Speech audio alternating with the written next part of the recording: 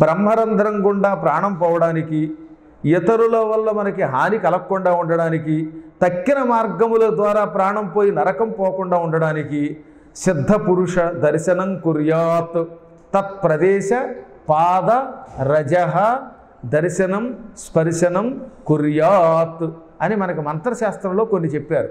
అనగా మహానుభావులైన సిద్ధపురుషులు తపస్సు చేసిన స్థలములకు వెళ్ళండి, లేదా సిద్ధపురుషులు అడుగుపెట్టి తిరిగిన చోటకి వెళ్ళి ఆ ధూళి నెత్తికి రాసుకోండి, వాళ్ళని స్పృశించండి.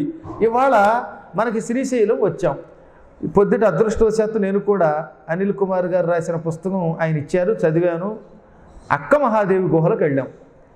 వాళ్ళని సిద్ధపురుషులు సిద్ధయోగులు అంటారు, ఆడవాళ్ళైనా మగవాళ్ళైనా.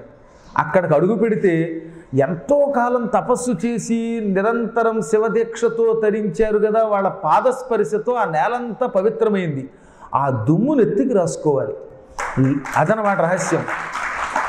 వాళ్ళు తపస్సు చేసి లేక పూజించిన స్థలాన్ని దర్శించాలి. వాళ్ళు అదృష్టవశాత్తు పూజించిన శివలింగాలు ఉంటే వాటిని కూడా కళ్ళకు అద్దుకోవాలి. అద్దుకుంటే వాళ్ళ స్పర్శనం మనకు వచ్చినట్టే, వాళ్ళ దర్శనం మనకు వచ్చినట్టే. వాళ్ళు తిరుగాడిన నేల మీద ఉన్న ధూళి మన శరీరానికి తగిలితే సకల దోషాలు పరిహారం అవుతాయట. ఒక్క సిద్ధపురుషులు తిరుగాడిన నేలలో తిరుగాడడం వల్ల వచ్చే పుణ్యం ఉన్నదే, అది కోటి యజ్ఞముల ఫలితం కంటే గొప్పది. అందుకే ఇటువంటి క్షేత్రాలకు వచ్చినప్పుడు వెతుక్కుని వెళ్ళాలి. అందరూ ఎంతసేపు శనివారం ఆదివారం వెతుక్కు రావడం, పరుగును వచ్చేయటం, రావడంతో స్వామి దర్శనం, అమ్మవారి దర్శనం, పులిహోర మీద దాడి, లడ్డూ మీద దాడి. అవి తినద్దని కాదు, అందరం హాయిగా పులిహోర, నాకు ఇష్టమే, పులిహోర వద్దన్నారా? ఇంకొంచెం బాగా కారం ఉప్పు వేసి పోపు పెడితే టాపు లేచిపోతున్న పులిహోర మీకంటే ఓ బస్తా తినాలని నాకు అనిపిస్తుంది. కానీ అది మాత్రమే కాదు, ఈ చుట్టుపక్కల ఉన్నటువంటి ప్రాంతాలు ఎన్నున్నాయి. సిద్ధరామయోగి కను తెరిచిన చోటు, శివాజీకి అమ్మవారు కత్తిచ్చింది. మాట్లాడండి. అంబకరుణక రవాలముగా తనకు అఖండ విజయముగా ఛత్రపతి శివాజీ వరమందిన్నదిచ్చటనే అని పూర్వం పాటల్లో పాడుకునేవారు. అటువంటి స్థలాలు అక్క మహాదేవి గుహలు, ఇష్టకామేశ్వరి మాత, సాక్షి గణపతి స్వామి. ఇవాళున్న విగ్రహం కొత్తది, ఇంత పూర్వం శిథిలమైన విగ్రహాన్ని తొలగించే ఉంటారని నేను అనుకుంటున్నాను. ఎందుకంటే సాక్షి గణపతి విగ్రహం గురించి ఆశ్చర్యకరంగా సౌర పురాణంలో దొరికింది. ఒకప్పుడు గణపతి తనంత తాను ఈశ్వరుడి దగ్గరికి వచ్చిన వాళ్ళని సాక్షిగా చిట్టా రాసుకుంటాడు అని. ఇలాంటి ఎన్నెన్ని స్థలాలు ఉన్నాయి. హాటకేశ్వరుడు ఉన్నాడు. ఇవన్నీ తిరగాలి. ఇంకా మనకి తెలియనివి ఎన్నో ఉన్నాయి. శ్రీశైల దేవస్థానం వారు శ్రీశైల ప్రభ లాంటి పుస్తకాలలో అటువంటి వాటిని పరంపరగా వేయించారు. ఇవాళ నాకు కొన్ని పుస్తకాలు ఆయన ఇచ్చారు, పిఆర్ఓ గారు ఇచ్చిన తర్వాత చూశాను. వాటి ఇన్ని స్థలములు ఒక్క రోజులో చూడలేము. వచ్చినప్పుడల్లా ఒక్కొక్క కొన్ని పెట్టుకుని తిరగండి, అప్పుడు మనకు వచ్చే లాభం వేరు. ఇవన్నీ సిద్ధ పురుషులు తిరుగాడినవి. అగస్త్యుడు లోపాముద్రతో ఇక్కడ దుల్లేటండి. శ్రీశైలం లోపలికి వచ్చాక చుట్టూత అంగ ప్రదక్షిణలు చేసిన ఘనత ఆనాడు అగస్త్యుడికి దక్కింది, వాళ్ళ ఆవిడికి దక్కింది.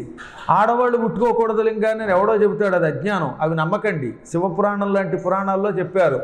కిం బహూక్తేన మునయః స్త్రీణామపి తథాన్యతః అధికారోస్తి సర్వేషాం శివలింగార్చనే ద్విజాః. ఎందుకిన్ని మాటలు? ఆడవాళ్ళనే కాదు, ఏ పురుషుడైనా స్త్రీ అయినా సరే శివలింగాన్ని తాకి స్వయంగా అభిషేకం చేసుకోవచ్చు. ఏదో కొన్ని ధ్వజస్తంభ ప్రతిష్టలు, ఆలయాల మర్యాదలను బట్టి వాళ్ళు లోపలికి రానివ్వరు. కానీ సహజంగా అందుకే మనం స్వామివారిని ఆడామగానే తేడా లేకుండా అందరూ ముట్టుకుంటున్నాం, విభూతి పూస్తున్నాం, మనము పూసుకుంటున్నాం. స్త్రీణామపి తథాన్యత అని విద్యేశ్వర సంహితలో ప్రామాణికంగా చెప్పారు. ఆఖరి పిండ ప్రదానాలు కూడా ఆడవాళ్ళు చేయకూడదని ఎవడో కల్పించాడు. మీరందరికీ నా మీద నమ్మకం ఉంటే మీరందరూ రేపు వస్తే గరుడ పురాణం పుస్తకం ఇక్కడే నాతో తెచ్చా, అందులో చూపిస్తాను చూడండి. అది ఎత్తుకోవటమే ముందు ఆడవాళ్లతో ఎత్తుకున్నాడు. స్త్రీ మా పాప కిందాక అదే చూపించానమాట. ఆ శ్లోకాన్ని చెప్పా, స్త్రీవాధ పురుషశ్చాపి. మీకు ఏ అధ్యాయంలో చెప్పారో కూడా శ్లోకం చెబుతాను. 11వ అధ్యాయం గరుడ పురాణంలో ప్రేతకాండలో 18వ శ్లోకంలో స్త్రీవా అధ పురుష కశ్చిత్ అష్టస్య కురుతే క్రియాం అనాథ ప్రేత సంస్కారాత్ కోటి యజ్ఞ ఫలం లభేత్. ఇది అసలు శ్లోకం. మనం అనాథ ప్రేత సంస్కారాత్ కోటి యజ్ఞఫలం లభేత్ అనే మాట గుర్తుపెట్టుకున్నాం, కానీ దాని ముందున్నది ఏమిటి? స్త్రీ వా అధ పురుష కశ్చిత్. అంటే స్త్రీ కానీ పురుషుడు కానీ ఎవడైనా సరే ఈ పిండ ప్రదానాది కార్యక్రమములు చెయ్యొచ్చు. దిక్కులేని వాడికి అనాథ ప్రేత సంస్కారం వల్ల కోటి యజ్ఞముల ఫలితం వస్తుంది. ఒక ఆవిడ పిల్లలు లేకుండా చచ్చిపోయింది అనుకుందాం. ఆవిడకి మొగుడు లేడు, నా అన్నవాళ్ళు లేరు. ఎవరో మీలాంటి వాళ్ళు వెడుతూ ఆ ప్రేతాన్ని చూచారు. ఆ ప్రేతాన్ని తగలబెట్టి మీరు పిండ ప్రదానం చేస్తే మీకు కోటి యజ్ఞముల ఫలితం వస్తుంది. ఆ ప్రేతాత్మకి విముక్తి కలిగి వాళ్ళు మోక్షం పొందుతారు. నేను చెప్పింది గరుడ పురాణంలో ప్రమాణంగా ఈ శ్లోకమే కనుక నేను చూపించలేకపోతే నా జీవితంలో పురాణం చెప్పను. అంటే ఇంత ఘంటాపథంగా చెబుతున్నాను అన్నమాట. ప్రతిదీ ప్రామాణికంగా చెబుతున్నాను కనుక అందులో ఎవడో తాత్పర్యంలో ఆ స్త్రీ అన్నది కొట్టిపారేశాడు కావాలని. అంటే ఎంత అజ్ఞానంలో పడిపోతున్న, రోజు అమాయకత్వంతో ధర్మ సందేహాల్లో ఆడవాళ్ళకి అధికారం లేదట అంటాడు. అష్టస్య కురుతే క్రియామని సుస్పష్టంగా అష్టస్య అన్నారు. ఆ పదమే అలా వాడారు. స్త్రీ లేక పురుషుడు అన్నారు. కానీ సహజంగా ఇలా అనుమతిస్తే ఎవరు పడితే వాళ్ళు మగవాళ్ళు తప్పించుకుంటారని దీన్ని కొంత దాచి ఉంటారు తప్ప ఆడవాళ్ళు కూడా చెయ్యొచ్చును. కాబట్టి గయాశ్రాద్ధం కానీ ఇంకో చోట కానీ స్త్రీలు కూడా చెయ్యొచ్చు. చేస్తే వారికి పుణ్యమే. ఏదో రకంగా మొత్తం మీద సంస్కారం జరగాలి.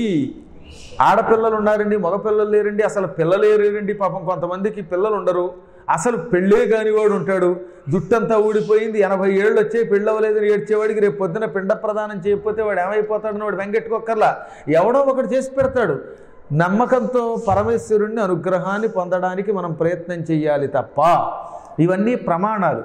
అందువల్ల మనకి శుభప్రదమైనటువంటి కార్యక్రమాలు పొందాలంటే, మోక్షం పొందాలంటే క్షేత్రాలలో ఆడ మగ అనే తేడా లేకుండా ఈశ్వరుని ముట్టుకోవడం, అభిషేకం చేయటం, అంగ ప్రదక్షిణలు చేయటం, సిద్ధ పురుషులు ఉన్న స్థలాలు తిరగటం, ఇవన్నీ చెయ్యాలి. ఇవి చేస్తే అప్పుడు బ్రహ్మరంధ్రము గుండా ప్రాణం వెళ్ళిపోతుంది.